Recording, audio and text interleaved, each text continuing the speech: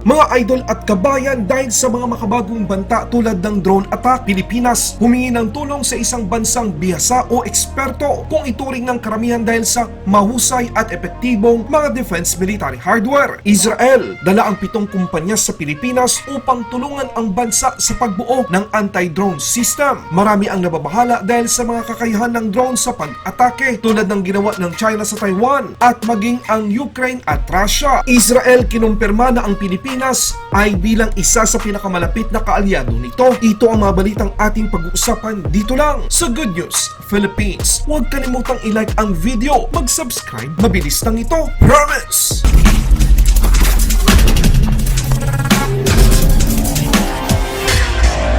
Ang Embahada ng Israel sa Pilipinas kasama ang Israel Ministry of Defense, IMOD-SIBAT at Israel Defense Attaché ay nag-host ng kauna-unahang anti-drone seminar upang ipakita ang mga nangungunang teknolohiya at solusyon ng Israel sa kanilang mga counterparts sa Pilipinas dahil sa lumalaking banta ng mga drone. Ang anti-drone seminar na ito ay first of its kind na ginanap dito sa Pilipinas ng bansang Israel. Bahagi ito ng patuloy na pangako at interes ng magkabilang panig na palalimin ang ugnayan sa depensa. Sa katunayan, ang pagbubukas ng Israel Defense Office dito 2 taon na ang nakalipas ay ipinapakita ng Israel ay nakita ang Pilipinas bilang isa sa pinakamalapit na kaalyado nito. Ayon kay Ambassador Floss, ipinahayag din ng Israel Defense Attaché Ras na nakatanggap ang Israel ng kahilingan mula sa iba't ibang institusyon sa Pilipinas na ibahagi ang mga solusyon sa pagtatanggol ng Israel. Kaya napagdesisyonan ng Israel na dalhin ang lahat ng mga nangungunang industriya ng pagtatanggol upang ipakita at tugunan ang mga pangailangan ng ating bansa. Isa sa mga rason kung bakit mahalaga na tugunan ng Pilipinas ang ganitong mga bagong banta dahil ito na ngayon ang taktika na ginagamit ng mga kalapit na bansa tulad ng drone attack na ginawa ng China sa Taiwan at Ukraine sa Russia upang ipakita na seryoso ang Israel sa mga kahilingan ng bansa. Dala nito ang 7 kumpanya sa Pilipinas upang ibahagi ang kanilang kaalaman at maging ang kanilang teknolohiya para makatulong sa pagbuo ng anti-drone system ng Pilipinas. Kabilang dito ang mga kumpanyang Elbit System EW, Ansigenet, Elesra, Elbit System Land, Israel Aerospace Industries Limited, MC Tech, RF Tech Limited, Rafael Advanced Defense System Limited, Raison Group Limited at Smart Shooter Limited. Sinabi ng Israel na bukas ito sa pagtulong sa Pilipinas na magsagawa ng mga plano sa Armed Forces of the Philippines Modernization Program Horizon 3 para sa sandatahang lakas ng Pilipinas. Sa katunayan, malaki ang partisipasyon at tiwala ng Pilipinas sa gawa ng Israel. Nakabili tayo sa kanila ng mga drone tulad ng Hermes 450 at Hermes 900 para naman sa Philippine Air Force at 12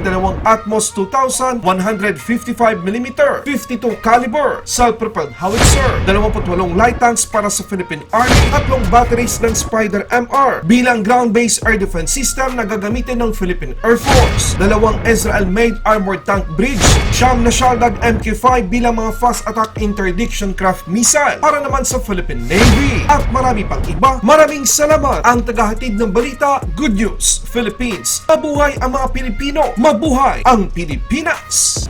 Laban Pinas!